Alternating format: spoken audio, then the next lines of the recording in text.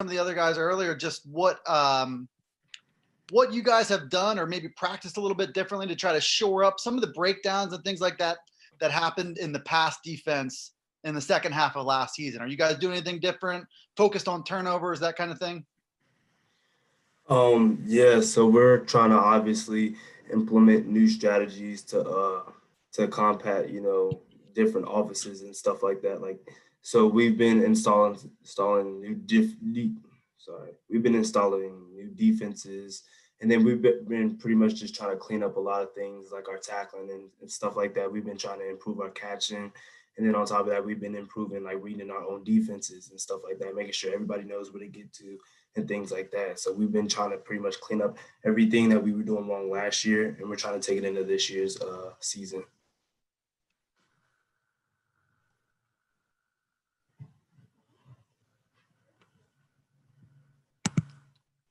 Ben, go ahead. Hey Trent, how are you doing today? Fine. I was just want to ask about Lamont Wade, just kind of how he's kind of helped you just kind of adjust to Penn State, just to grow, and just how you've seen him grow as well, just kind of on and off the field. No, Lamont is a really, really good player.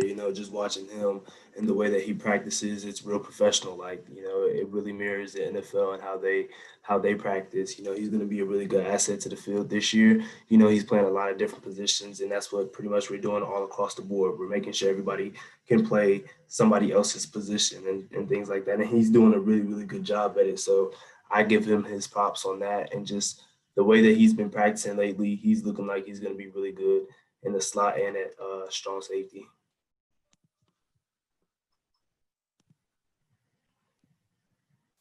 Sure. Dustin, go ahead.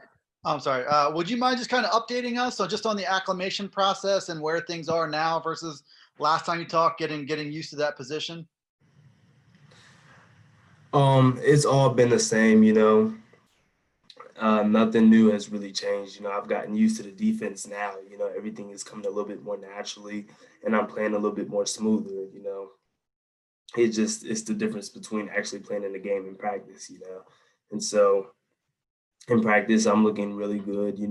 I'm reading the offense is pretty good, and then I'm making plays on the ball. So that's going to be really critical for me when it comes to game time as well. So that's kind of where I'm at right now. Trent, see here on your bio that your grandfather was the first African American player to play for Oklahoma State in like their basketball history. Just kind of with like everything that's been going on recently, have you had a chance to talk in your family or anything about like, kind of what that meant and just with everything regarding social injustice right now? Yeah, I had a chance to talk with my grandfather about it, and he says how proud he is pretty much of how the Black Lives Matter movement is going. We're actually getting somewhere, even though it actually seems like we're kind of stagnant right now. At least we're pushing strides to make a change. And he's just so grateful for that because back then they didn't have things like that. Under all that oppression and stuff like that. And so all those hardships that he had to go through, he's glad that the newer generations are pushing for a change. So that's what we pretty much talked about. Trent, what's the competition like now? I mean, obviously we kind of have an image in our head of Lamont and Jaquan. What's the competition like? Maybe just to kind of fill in that depth chart. Where do things stand with that? The competition is really stiff in the room. There's a lot of guys that can play right now, and so it's Coach Banks's decision to put the next best guy up there that can cover. And that's one of those positions that I'm fighting for. I need to be that next guy, and also competing for the starting job.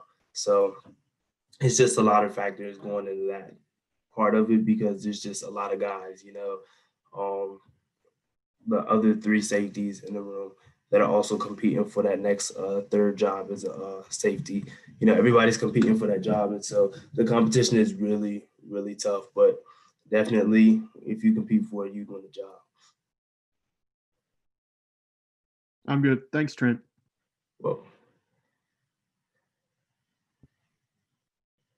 Yeah, if I can just kind of follow up on that, just the nature of the competition, very kind of bring out the best in you guys. I know it's a fine line of being teammates and competing, but how have you walked that line with the other guys?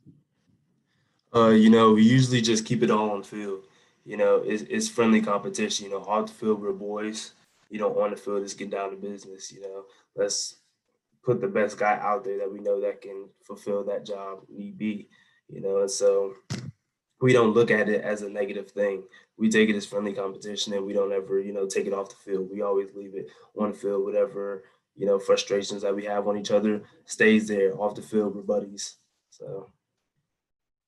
What were Matt? I have a couple other questions. I'll just kind of roll right in since it's just me. But your skill set, what is it that Brent and those guys felt like you brought maybe better to the safety position than cornerback? How are you making a difference there? I'm making a difference because of my coverage skills.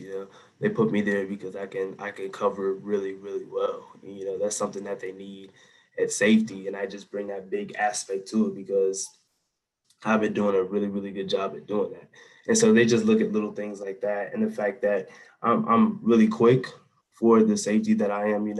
Me transitioning from corner to safety, I put muscle on about 15 pounds, and then I'm still lean with it. So I'm pretty good at moving from hash to hash, and they just really like that about me. How about when it comes to ball skills as well? Like Joey Porter Jr. was saying, I asked him the same thing about the pass defense. And he said capitalizing on those opportunities. Is that something else that you bring to the table, bringing a cornerback's ball skills to the safety spot? Yes, so that's one thing that they definitely evaluated as well.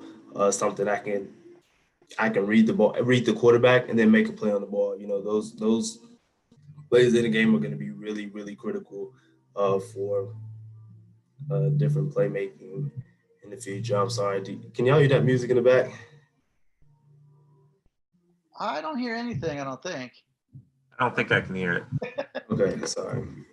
All right. I thought you guys could. Yeah, but definitely my ball skills. Me making plays is definitely capitalizing on opportunity to turn the ball over and give an offense our chance to score. So they're definitely impressed with those things. Speaking of the 15 pounds, what did you do once you realized what the transition was ahead? What did you do to kind of get that weight added in a constructive way so quickly? I'm pretty sure I made sure that I stayed lean. So I did a lot of running. As I was putting on that muscle and pounds, I did a lot of conditioning with it as well. So just to be sure that I can still move with all this new weight that I'm putting on. So that's just something that I had to really focus on, is making sure that I stayed fast as a new safety.